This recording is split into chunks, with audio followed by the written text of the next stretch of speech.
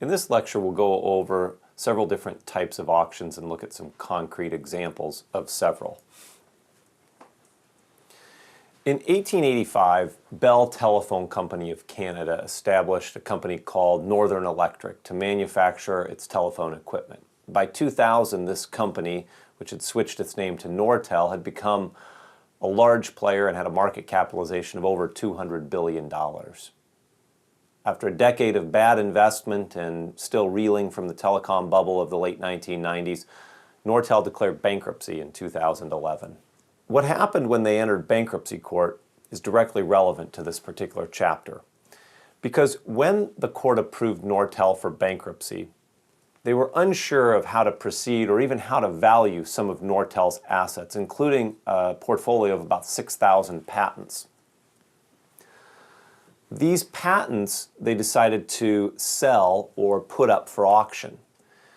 The bidding for this auction started at about $900 million, but by the time all was said and done, the patents fetched a price tag of almost $4.5 billion. Now, this lecture talks about the economics of auctions and describes some of the different types of auctions that are used in situations such as the selling of Nortel's portfolio of patents. There are several different types of auctions and each has its own features, so I'd like to briefly discuss each of those. In an oral or English auction, it's the highest bidder who wins by outbidding the second highest bidder. And this means that the second highest bidder's value actually determines the price at which the first highest bidder wins.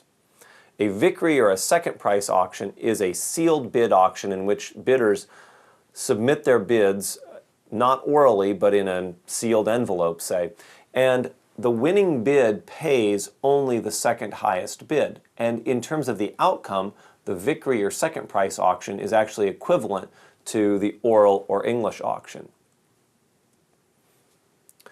And I should mention this, the Vickrey auction is really well suited to internet type auctions, so auctions that you might see on the internet. The Vickrey auction is well suited for that. A sealed bid first price auction is one in which the bids are, again, submitted anonymously or in a sealed bid format, but the winning bidder actually pays the price that they bid. So in these cases, the bidders have to balance the benefits of winning and the costs of winning. The benefits of winning would be, or the benefits of bidding high would increase your likelihood of winning, but the costs of bidding high are that if you do win, your profit margin is likely to be lower. And so we'll see that the optimal bids in a sealed bid first price auction are actually below the bidder's true value. A useful way to think about auctions is that auctions are really just another form of competition, like bargaining or price competition. Auctions are unique or useful in that they can set the price and identify the high value buyer or low cost seller. It's important to remember that sometimes we think about auctions as consisting of one seller and many buyers, but it could also be the reverse. Car Bargains is a company that actually uses auctions to help a car buyer. In these auctions, though, it's sellers, not buyers, who are competing.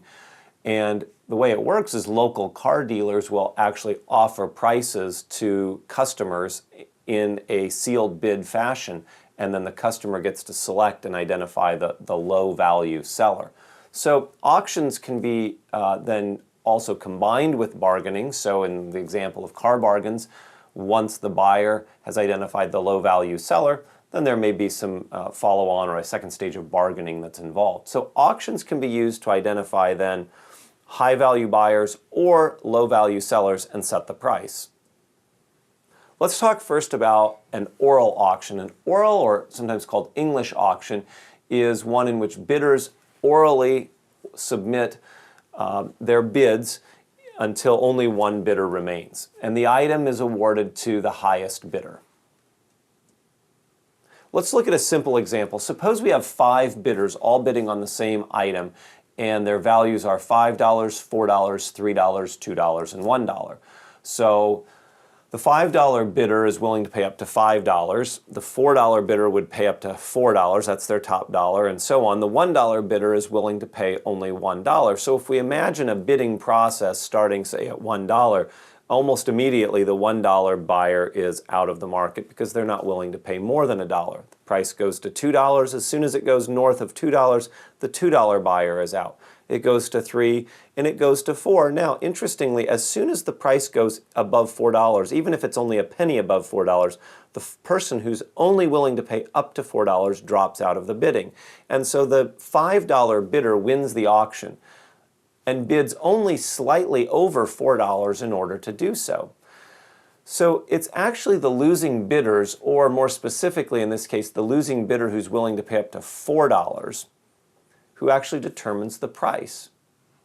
It doesn't really matter whether the $5 bidder would have been willing to pay $100. As long as they get the bid up above $4, say to $4 and a penny, they win. And so it's the second highest bidder, or the second highest bidder's value, that actually determines the winning bid in an oral or English auction.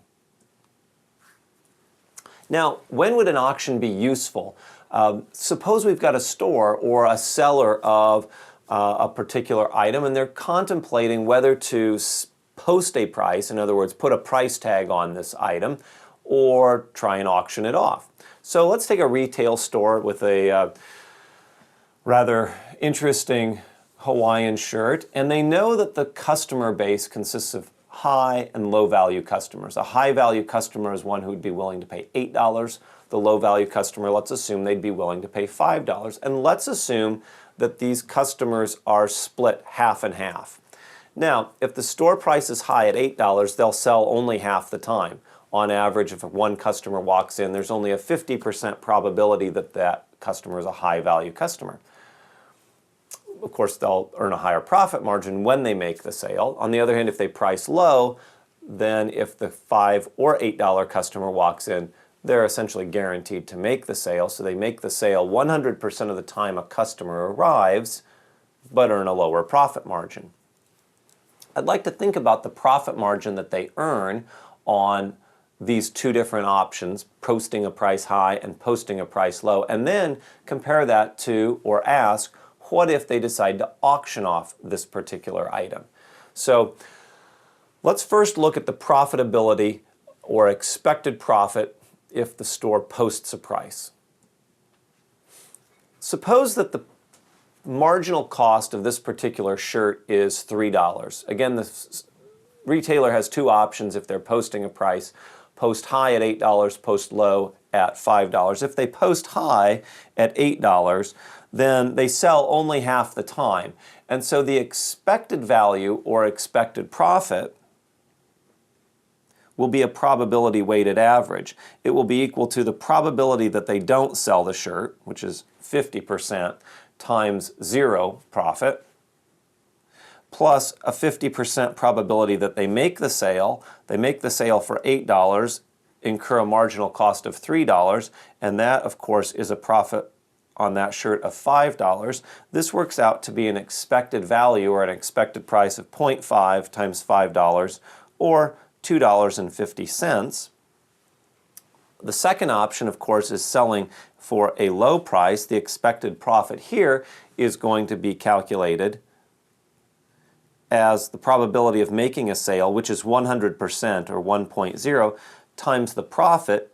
If they make the sale at the low price of $5 and then incur a $3 marginal cost, we can see that they always make the sale and it always provides a $2 profit margin. So the expected profit here is actually $2. In this case, because they're pricing low and we know that every customer is either low or high value, they'll always make the sale.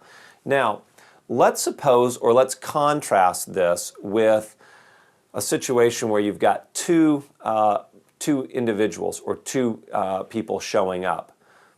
In this case, we could ask, what's the advantage or disadvantage from perhaps auctioning off this particular item?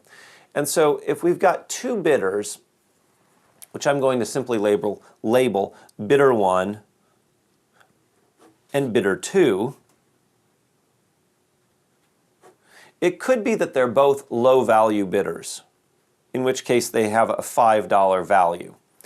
It could be that one bidder is of high value and the other is of low value, or vice versa. So we've got two other possibilities, that one may be of high value and the other of low value. And it's also possible that they are both high value individuals. And we could ask the question, if the store has two customers show up and they decide to auction off the shirt, what would be the winning bid? And the winning bid, remember, is a function of the second highest bidder's value. So if two individuals show up with a $5 value, and we can also note that the probability of that happening is 1/4, the winning bid will be $5, or perhaps just north of that. Actually, with two bidders who are only willing to pay up to $5, it would be $5. And for simplicity here, I'm just going to assume that if the winning bid is right around $5, maybe it's 5, maybe it's 5.01. Just for simplicity, we're going to assume $5. So the second scenario, a $5 and an $8 bidder, the $8 bidder is going to win the bid. This scenario occurs also 1/4 of the time, but the winning bid is only right around $5 as well. The third scenario is the same. 1/4 of the time it occurs. In this case, bidder 1 is the winner, and the price is right around $5. But the last